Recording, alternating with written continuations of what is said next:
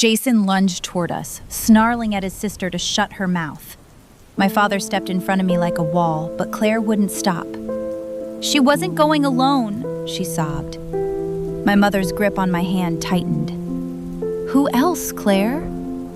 Before she could answer, the ballroom doors burst open. 2 security guards rushed in, followed by my building manager, Mr. Henderson. He was disheveled, sweating, and deathly pale. He ignored the party and went straight to my father. "Mr. Roberts, I'm sorry, but you weren't answering your phone." My father went rigid. "What happened?" Henderson looked at Jason, then Eleanor, then me. 15 minutes ago, a woman and 2 men tried to enter Sophia's apartment with a duplicate key." My blood ran cold. Eleanor shrieked that it was a lie, but Henderson just held up his phone. The elevator camera didn't lie. There was a woman in a cap and sunglasses, flanked by 2 men carrying empty cardboard boxes. I didn't know the men, but I recognized the bag the woman was carrying. A large, gold designer bag. The exact one Eleanor had brought to my bridal shower. My mother whispered, "My God." Suddenly, Jason's phone began to vibrate, once, twice, 3 times. He looked at the screen, and his face didn't just show fear. It was pure, unadulterated panic. At the same time, the man in the gray suit took a call, listened for a second, and went completely still. Eleanor tried to bolt for the exit, but security blocked her path. She claimed she felt sick, but my mother wasn't finished. She picked up the microphone one last time. Her voice boomed through the speakers, clear, calm, and terrifying.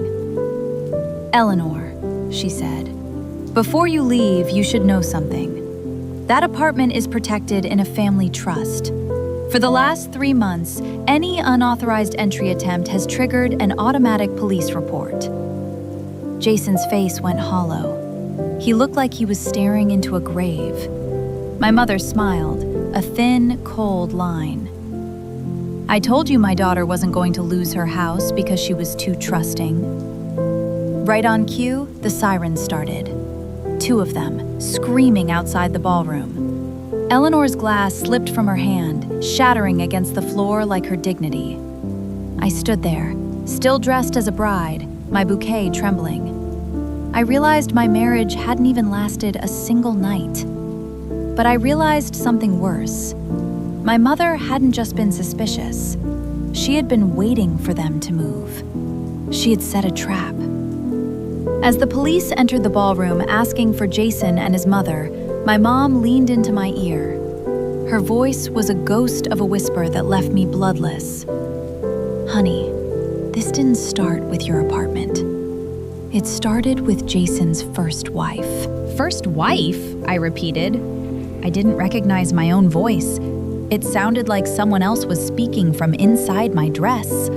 A woman who no longer understood the language of the world. Jason stopped looking at the police. For the first time, he didn't try to justify himself or reach for my hand. He only looked at my mother. And in that look, there was a silent, old rage. He wasn't asking if it was true. He was asking, "How did you know?" Eleanor tried one last, desperate lie, screaming that her son had never been married. But the lead officer didn't care. He held up a folder and told them both they were coming in for questioning. My building manager, Mr. Henderson, didn't flinch. "Your bag was caught on camera, Eleanor," he said. "And the person carrying it said you sent them." Eleanor turned to Jason. She didn't look at him like a mother anymore. She looked at him like a partner in a crime that had just gone wrong. "Jason," she hissed, "say something." He swallowed hard, muttering that it was all a misunderstanding. I laughed, but I had no strength left. "Is the first wife a misunderstanding too?"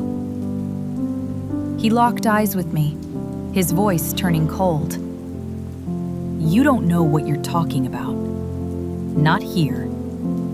Everything has happened here, Jason." I snapped. Your debt, your mother, your duplicate key? So yes, explain it to me. Right here. The room went so quiet, I could hear the guests breathing. Claire was still beside me, trembling like a child escaping a burning house. Then, my mother looked toward the door and said 2 words that ended Jason's life. Come in. A woman appeared behind the police. She wasn't dressed for a wedding.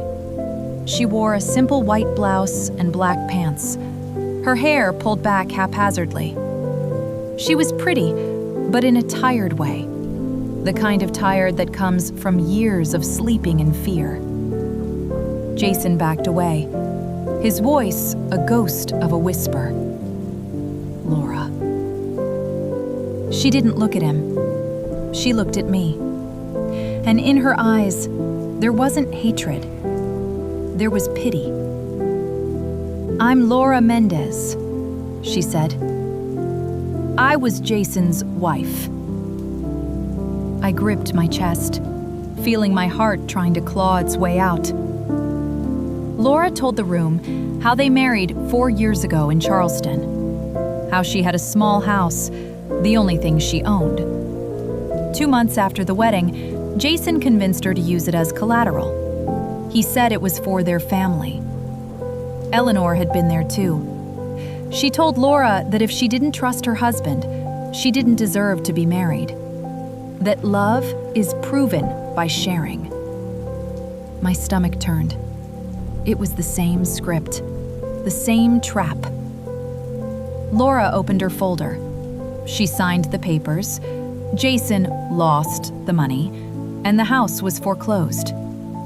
When she tried to fight back, Jason told everyone she was unstable, jealous, crazy. Jason screamed that she was out of control, but Laura just smiled. It was the smile of someone who had heard that lie so many times, it had finally stopped drawing blood. No, Jason, she said softly. I was just alone.